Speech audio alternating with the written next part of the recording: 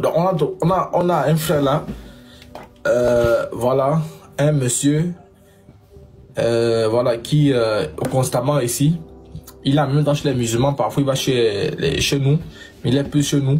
Il a été convaincu de message. Donc lui-même va parler, parce qu'on prêche tous les jours. On a essayé de discuter, lui et moi, il m'a appelé.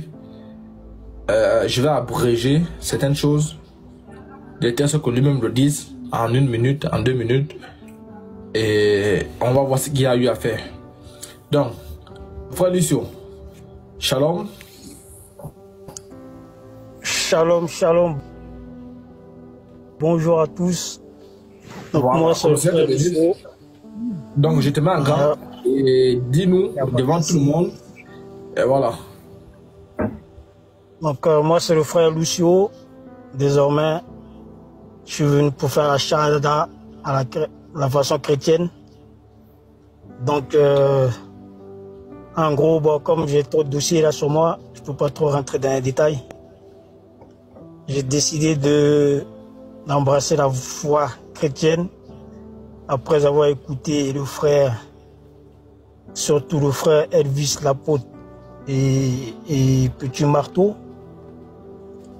Donc j'ai décidé de faire la shahada chrétienne, c'est-à-dire embrasser la voie chrétienne, vraiment marcher dans le corps du Seigneur, déposer les armes, tout ce qui est mauvais, on va déposer et embrasser une autre voie, un autre chemin, pour que le bon Dieu puisse nous pardonner, pour pouvoir hériter de la vie éternelle, comme vous le dites tout le temps. Donc c'est vrai que j'ai un peu parcouru un peu chez les chrétiens, chez les musulmans. Moi je suis le vent en fait, comme je dis toujours. Et puis bon, on n'est pas des enfants de cœur, hein. Pas trop rentrer dans les détails. C'est codé. Mais on n'est pas des enfants de cœur. Donc s'il faudra confesser, on confessera un autre jour. Mais l'essentiel, c'est qu'aujourd'hui, j'ai décidé de vraiment écouter les vraies paroles du Seigneur Jésus-Christ et de confesser que Jésus-Christ est vraiment Dieu. Amen. Des mois et des mois, on va dire 3 mois ou 4 mois maximum d'écoute. Voilà. Moi, j'ai mes éléments. On a beaucoup discuté. Et voilà, je suis pas le dernier du groupe. Mais des fois, comme là, je suis un peu ému. Non, je préfère dire que je préfère déposer tout ce qui est mauvais pour le moment et que le bon Dieu me guide sur la bonne voie et me donne le courage de vous écouter souvent et de faire de telle sorte que je désactive certaines cases, certains boutons ou certains endroits du cerveau, parce que des fois je sais qu'il n'y a pas de cases dans ma tête. Quand les gens disent ouais, il nous manque des cases, mais j'ai beaucoup réfléchi et j'ai pris cette décision de dire que voilà, je me donne au Seigneur en espérant que ça va bien se passer. Donc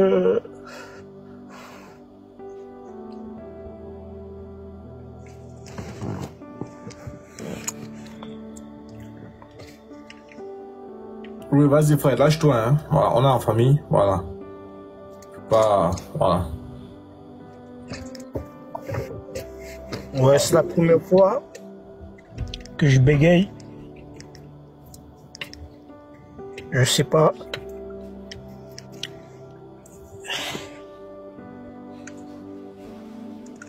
Ouf, bon. Bon, ça va aller. Et voilà. C'est un nouveau pas qui est dur, mais je vais quand même franchir le pas. Voilà. En gros, quoi,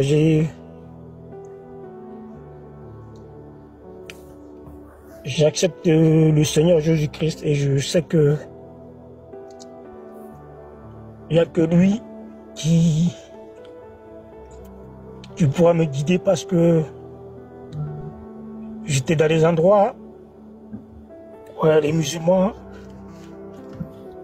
sont venus parler, tout ça. Mais en gros, ça n'a pas fait l'affaire. Donc,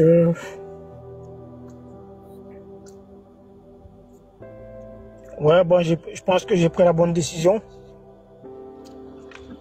Ouais, avec le temps, même si on va perdre des grades, c'est pas grave.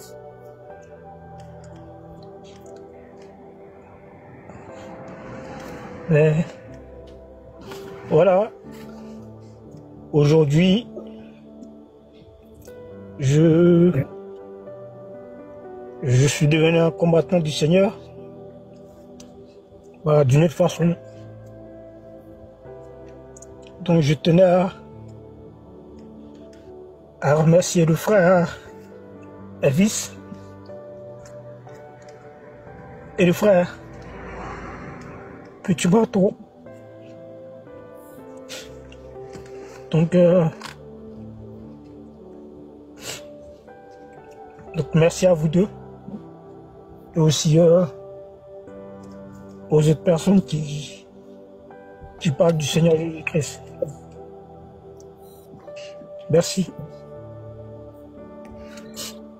Ok. Comment voilà, moi je suis en pleurs, hein, donc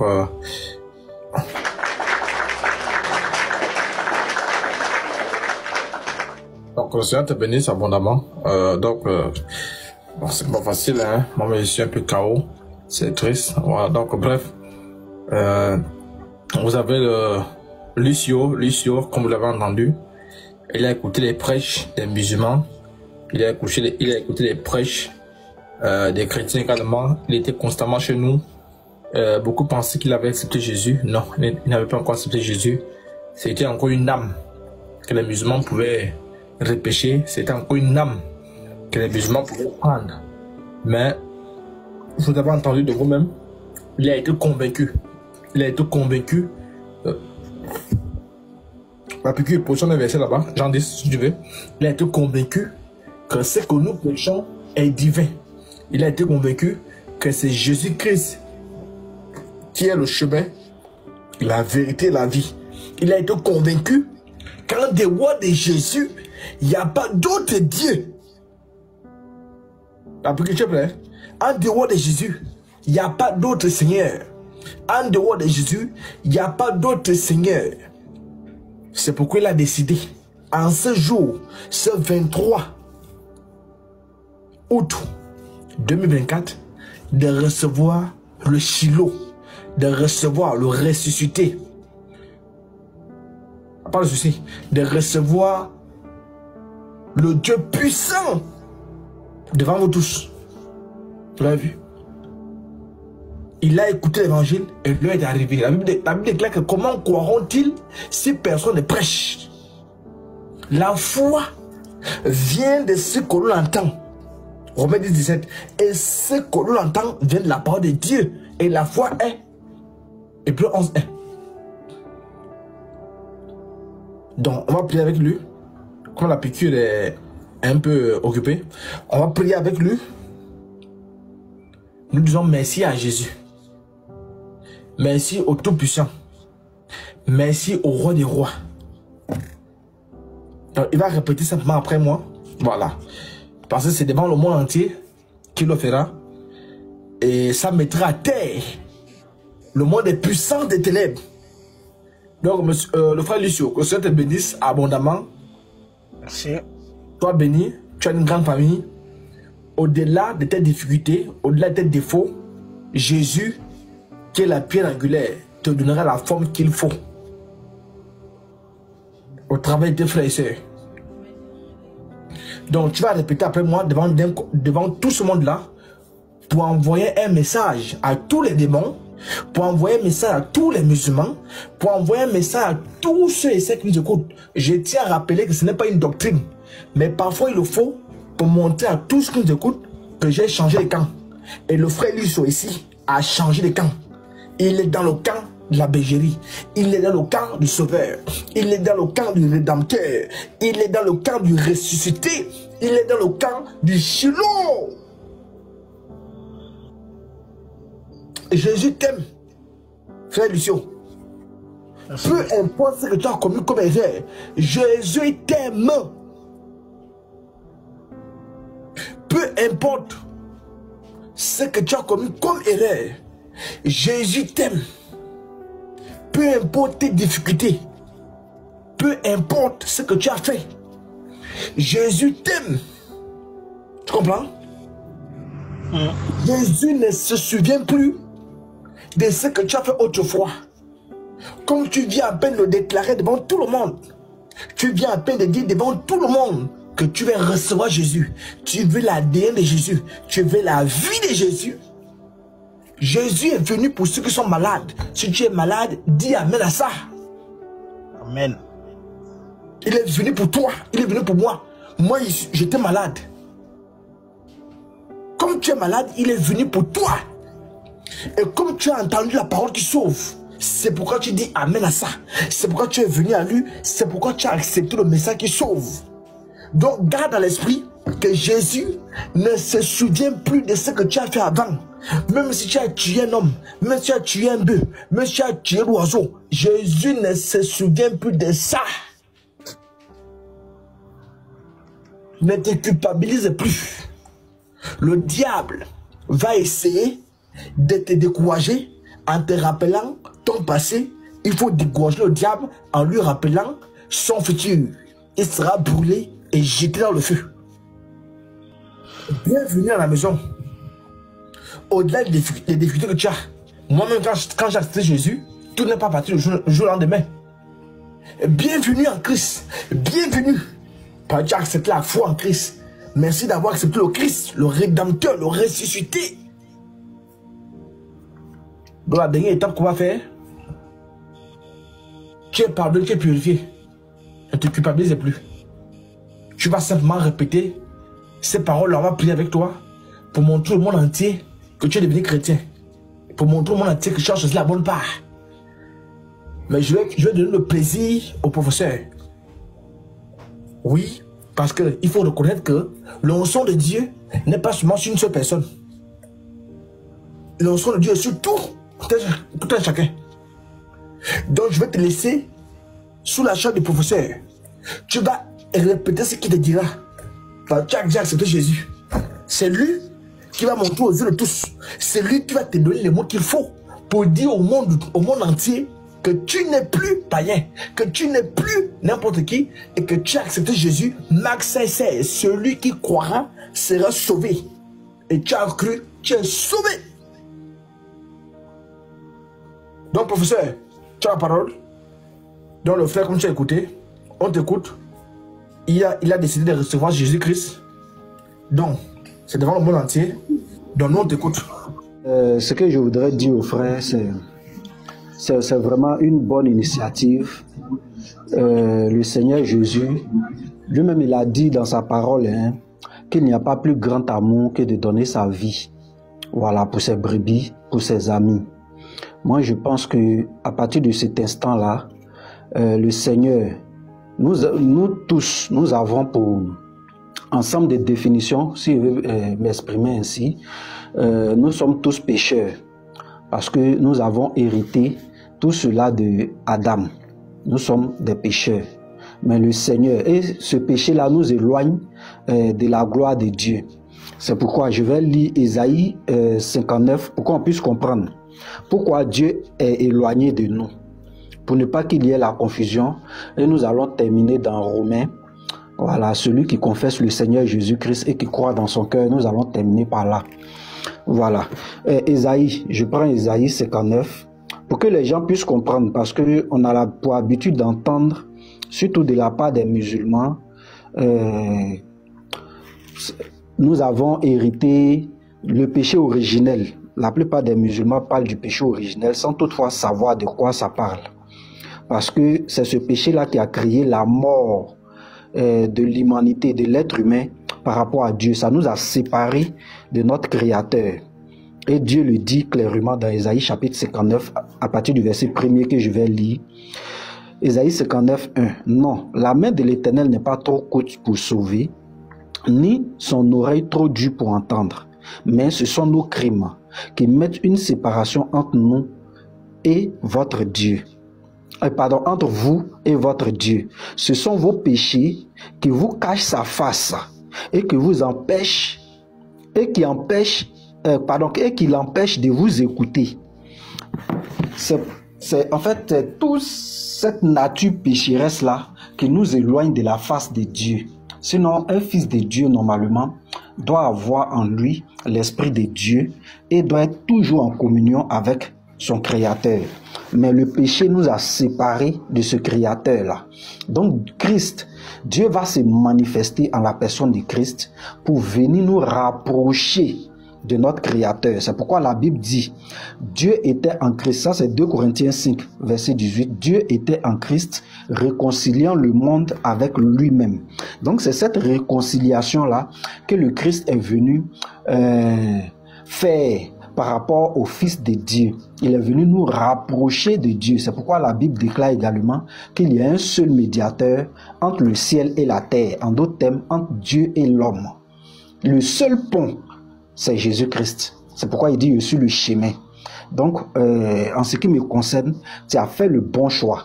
Parce qu'il est inadmissible de comprendre ou bien d'entendre que une personne vient dire, je suis le chemin, la vérité et la vie.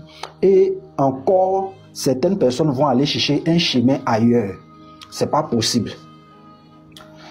Et je vais citer un philosophe qui disait comme ça que, comme Elvis c'est un expert là-dedans, peut-être qu'il va donner le nom de ce philosophe, mais moi je vais dire ce qu'il a eu à dire. Il a dit comme ça que il est préférable pour nous de croire que Dieu existe. Si tu crois que Dieu existe, et que tu meurs, si tu vas qu'il n'existe pas, tu n'auras rien perdu. Mais si tu vas, c'est-à-dire tu ne crois pas, et que tu vas, et que tu te rends compte qu'il existe, tu auras perdu gros. Voilà. Or, lorsque nous regardons ce monde, on sait que ce n'est pas venu à l'exister, ce n'est pas un hasard. Le hasard n'existe pas parce que vu l'ordre établi au niveau de toute cette création-là, nous croyons qu'il y a une intelligence derrière tout ça. Au-delà de tout ça, il y a une intelligence. Et c'est cette intelligence-là que nous appelons Jésus-Christ, qui est le Dieu créateur. Blaise Pascal. Blaise Pascal, merci frère. Donc c'est cette intelligence qui est derrière tout ça, qui soutient pourquoi la terre peut être suspendue. Regardez le poids de la terre, regardez le poids du soleil, regardez le poids de la lune, regardez le poids de toutes ces planètes-là, mais comment elles arrivent à rester c'est-à-dire elles sont suspendues dans tout cet espace-là. C'est une preuve qu'il y a une intelligence, il y a une force derrière tout ça. Et cette force-là s'est exprimée dans la Bible pour dire qu'en dehors de moi, il n'y a point de Dieu. Que c'est moi qui crée toutes choses, j'envoie toutes choses à l'existence. Et c'est ce Dieu-là, comme nous avons un ennemi, c'est ce Dieu-là maintenant qui va nous rapprocher de lui. Mais en combattant pour nous par rapport à cet ennemi-là. Donc il va venir manifester la vie que lui désire que nous puissions vivre. C'est pourquoi il va venir en la personne de Jésus-Christ pour vivre, pour être un modèle de vie, pour nous montrer comment marcher. Et c'est ce modèle-là qui est venu en Israël. Mais malheureusement, ce peuple-là ne l'a point connu. Donc on va terminer par ce que l'apôtre Paul a dit dans Romains 19. Attendez, je trouve le verset. Voilà. Romains 19, voici ce qui est dit. Si tu confesses de ta bouche le Seigneur Jésus, et si tu crois de tout ton cœur, ou bien dans tout ton cœur, que Dieu l'a ressuscité des morts, tu seras sauvé. Car c'est en croyant du cœur qu'on parvient à la justice et en confessant de la bouche qu'on parvient au salut, selon ce qui est dit dans l'Écriture. Donc, mon frère, tu vas vraiment confesser ça. Parce que l'Écriture dit clairement, si tu confesses de ta bouche le Seigneur Jésus-Christ, est-ce que tu crois que le Seigneur Jésus est Seigneur et Sauveur? Oui, je crois que le Seigneur Jésus est Sauveur. Et merci, frère. Voilà. Ok, merci, frère. Est-ce que tu crois que le Seigneur Jésus est venu à la croix et qu'il a versé son sang pur pour laver tous tes péchés? Oui, je crois que le Seigneur Jésus est venu à la croix pour verser son sang pur pour laver mes péchés.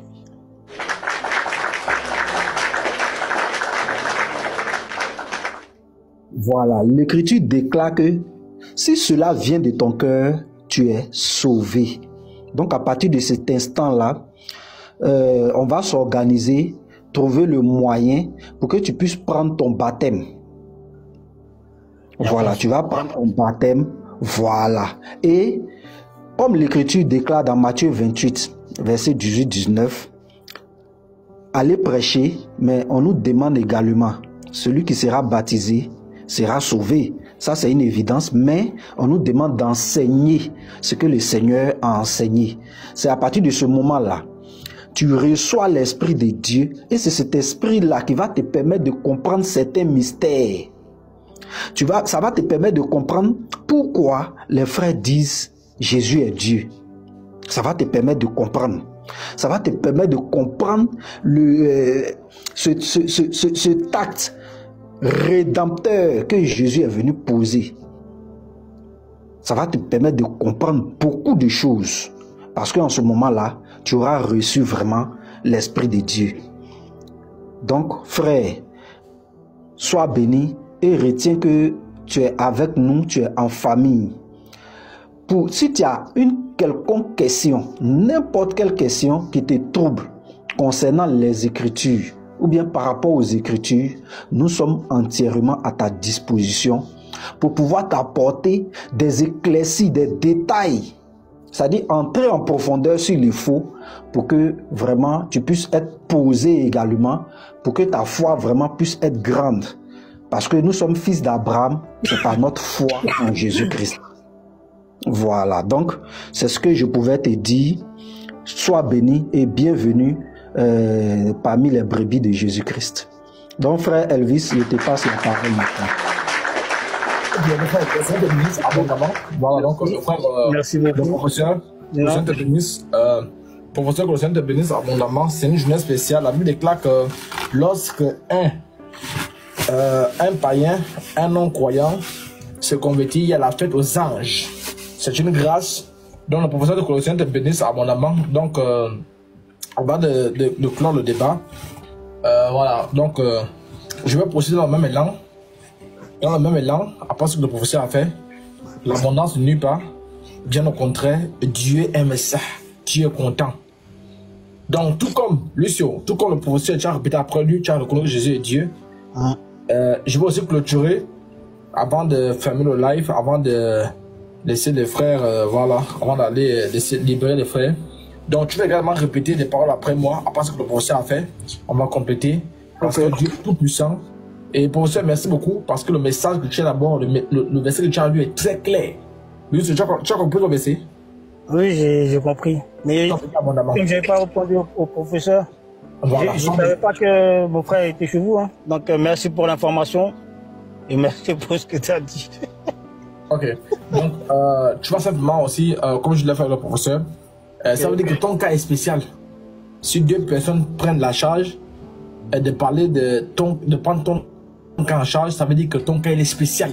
Il est vraiment spécial. Jésus t'aime. Donc tu vas répéter encore après moi, comme tu l'as fait avec le professeur, parce que tu es déjà chrétien.